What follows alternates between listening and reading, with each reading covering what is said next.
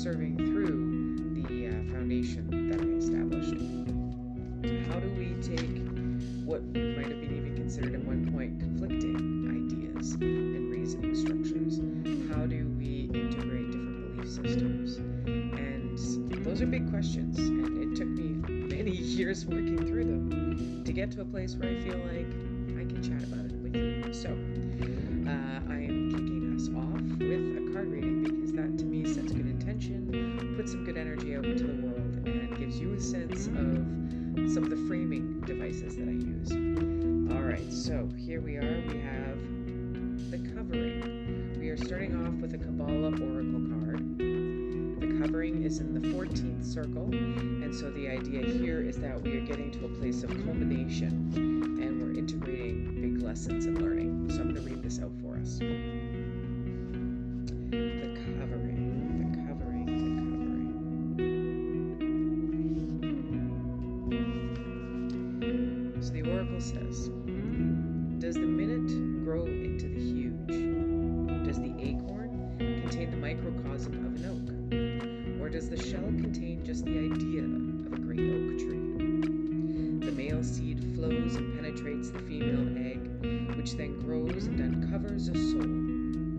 What is that soul? A thing so vulnerable that it dare not whisper its own name. Tall and strong stands the grown man, and from his eyes blazes that which he does not know. For what is a man? I love that, right? It's this miracle of growth. It's the what is contained in the seed. Are we achieving our capacity? Are we acknowledging our genetic codes, right? Like I was having a conversation recently where I was going, are we true? Like I believe that we truly aren't living our capacity as human beings. I think there are things that we're capable of that we're not willing to see because of the reality that is predicted by probability. And if we just don't see it, then it just can't exist, right? Again, it's sort of like reminiscent of the black swan. There's so many possibilities, but it comes down to if we're listening to ourselves.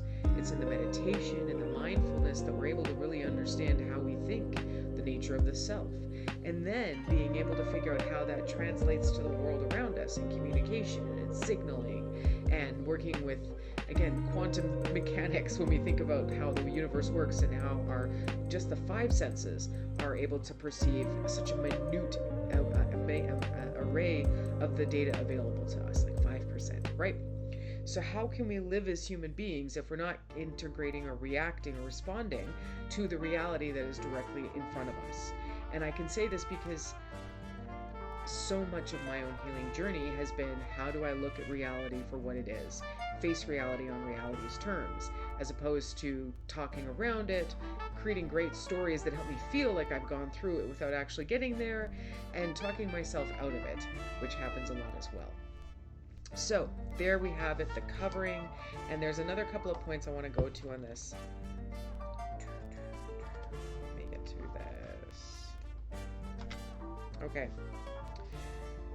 The everyday miracle of growth is a cause for wonder. At what point does the fertilized egg become a human being? Scientists, doctors, priests, and astrologers all have their different viewpoints. Here, physical development, faith, value, and meaning are intertwined, and no one has the final word on what makes up a human being. Every time one view becomes prevalent, fresh discoveries open up the field again. Today's genetic research was yesterday's science fiction, but however far we advance, the moral question remains, as do the metaphysical ones. The Kabbalah is a tradition of analysis and argument, so it is well suited to taking on new challenges. Students of Kabbalah traditionally hammer away at texts, coaxing out secrets and revelations from them. There is always an outer surface and an inner meaning, and this helps to keep our curiosity alive. In a living, growing creation, nothing has a final explanation. It is an illusion to think that we have reached the ultimate truth. In creation, the physical and the spiritual worlds are linked, and we have to wrestle to come even part of the way towards understanding how they interact.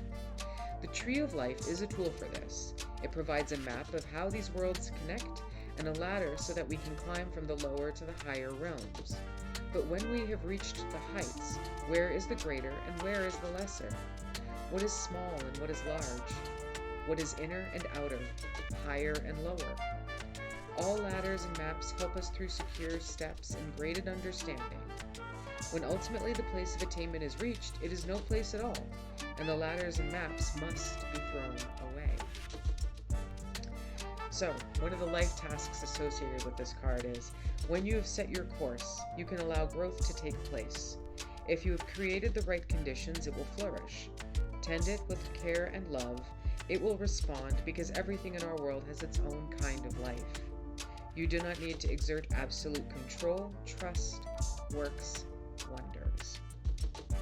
Possible meanings being of a new beginning, conception, a seed begins to sprout, something is alive and growing, but its future is as yet unknown, a complex situation, the need for trust and confidence, higher teachings. That is a pretty auspicious card for us to kick off this channel.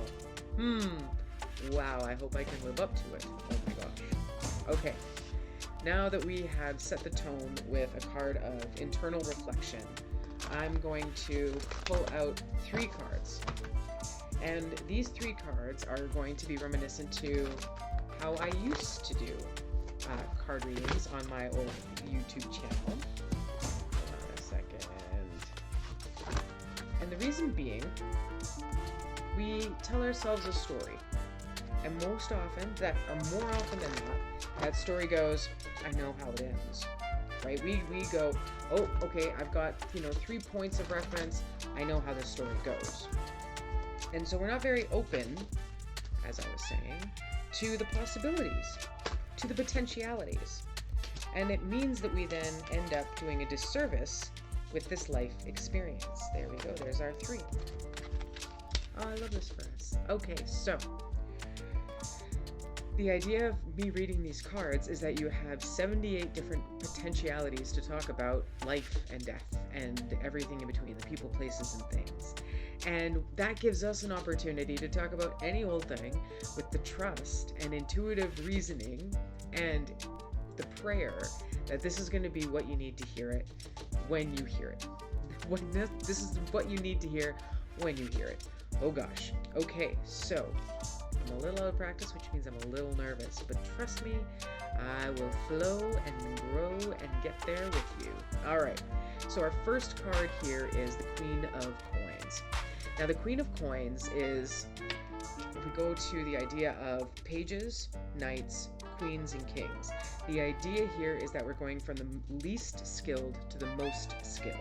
And coins is all about this idea of time, energy, and resources, self-worth, being able to look at Earth's bounty for the medicines that it's providing us, and being able to find a sense of source by connecting with nature. And so with the Queen, we're past the student, we're past the inconsistent knight, and we're developing a sense of consistency through self-sacrifice. And so the idea here is that when negatively aspected, she eats last. She'll feed everybody else first and then eat last. Because again, as long as she's taking care of everybody, she understands the value of nurturing her community, but it's not great for her. It's a sign that we need to work on our self-care. Tend to our own medicines first.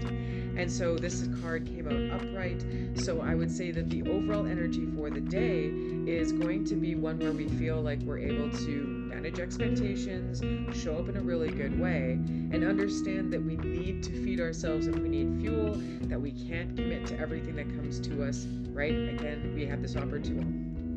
This is our first video. I've had many conversations, but this is our first. So there's this wonderful saying that says, I'm sorry, it's wonderful, but it's just not for me. I am working on saying just and should as little as possible, so you will notice that I make a twinge every time I catch myself saying just. All right, so overall energy for the day being the Queen of Coins or Pentacles, which is this beautiful energy of awareness and consistency and understanding what it's going to take in order for us to show up from start to stop for the day of Tuesday. It'll be Tuesday, the 9th of December. All right, so What does that mean? Well, typically when we have a sense of what's coming down the path, we feel like the world is working with us. We have the sun. So we have this sense that people are able to value us the way that we value ourselves. So that's beautifully validating. We have this energy that we're able to organize the things around us, so we have a sense of what is a priority. So we can ask the universe for help. We can put out the energy that we need support in those areas. So there's going to be this beautiful flow of interconnection and care. Now, what's another way to look at this? Well, if you have all of this beautiful energy, and in astrology we talk about this, and that when we get trines and these beautiful ease of transits, it's really difficult to make change because everybody's really comfortable. I don't need to change anything. I have a sense of control over things. I have a sense of ownership in this. I have a sense of my self-worth. I can acknowledge my value within these conversations and contexts, right? Well, my friends, here we have the Three of Cups in reverse. Yes, I love that. So there's this beautiful request saying, if you're feeling up to it in a really good place and you trust that the universe has your back, why not consider giving up some distractions and asking yourself if those around you emotionally are connecting with you in a reciprocal fashion. It's easy for us to go, hey, I see my self-worth, here's the transaction. It's difficult for us to go, but where are my feelings in the conversation? How do I bring up my joy and then not have it being self-congratulated, but being reciprocated in a way that allows people to get curious about how they're feeling in their processes, right? It's another opportunity to go, okay, so, maybe cut back on the sugar, cut back on the caffeine. The cups is all about healing and loving ourselves. And when we are working through loving ourselves, we end up feeding ourselves and our abuses, right? We have a sense of, I need to have a little control over this, and that's going to make me feel comfortable. And so it can be a real disservice when we are working hard on reinforcing our value in the long-term efforts of our projects. And back to the seed, planting good seeds. So if we take the context of, we have the covering and then we have the material within, think about, we have this beautiful covering that we're manifesting and that we're working with for Tuesday. Now that we have this awareness and we're able to step outside of everything being all hunky-dory, we can go, what about the material within? Can we make sure that that is nurtured as well? So just like the Queen of Coins is able to gain her strength by acknowledging the impact of nature and medicines and food and time management, the Queen of Cups is able to tap into her power by acknowledging the impact and nourishment of our feelings and emotional well-being. So, my friends, we have a beautiful opportunity to embrace the opportunities of the day while taking care of our inner child and in a beautiful way, because we have the capacity to take a small risk and not feel like we're losing out if it works or if it doesn't work. And again, just a gentle reminder that working out is us figuring out what the parameters of success look like. When we're dealing with things or addressing them for the first time in a long time, or maybe the first time ever, we don't know what that's supposed to look like. We only know what other people have told us it looks like, or stories about what it feels like. And so for us to truly embrace our experience of reality, which is what this is all about, is to be able to go, okay, beautiful. So I recognize these elements are in place. Now I can check this data. I can check this area of focus, right? Like, think about it where you have a giant control panel and you've got all the dials, right? Don't pay attention to only 5% of the screen and dials when we have an entire master board to work with. Motherboard. I love it. So, this is an opportunity for us to say we're really grateful for the day, and we're grateful for the opportunities that we're being blessed with, the learning opportunities. Boy, oh boy, does life have some classrooms.